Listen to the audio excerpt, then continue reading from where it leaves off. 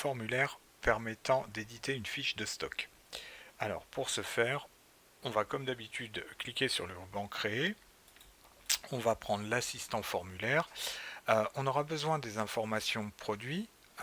Pourquoi? Eh bien, tout simplement parce que ces informations produits vont nous permettre de savoir quel produit est concerné par cette fiche de stock.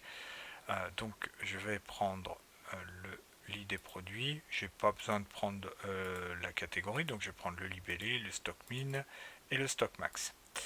Je vais donc appeler ce formulaire F stock pour dire que c'est le formulaire lié à ma fiche de stock, et je vais modifier la structure du formulaire afin de pouvoir le personnaliser un peu. Donc je vais passer très rapidement sur ces étapes. Je vais agrandir ici ma colonne.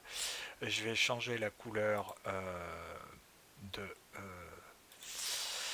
mon image d'arrière-plan. Couleur de remplissage, je vais prendre cette couleur-là. Je vais augmenter la ligne là et je vais l'appeler fiche de stock. Voilà. Je vais mettre en police blanc et voilà. Je vais également modifier ces éléments-là.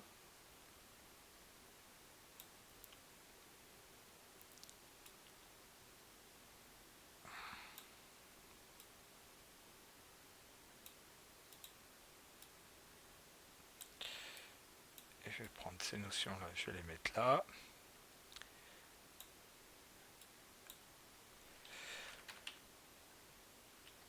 Et voilà. Alors, pour faciliter la visualisation d'une fiche de stock, je vais bien évidemment ajouter une recherche par liste déroulante. Donc pour ce faire, je clique sur le ruban création. Comme d'habitude, on vérifie bien que les assistants de contrôle sont activés et je vais cliquer sur le bouton zone de liste déroulante. Donc je vais choisir une liste déroulante ici pour rechercher un enregistrement. Je vais prendre bien sûr la clé primaire et le libellé qui m'intéresse. Et voilà, je vais appeler cette zone rechercher un produit.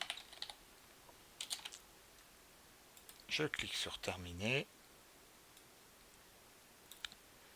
Et maintenant,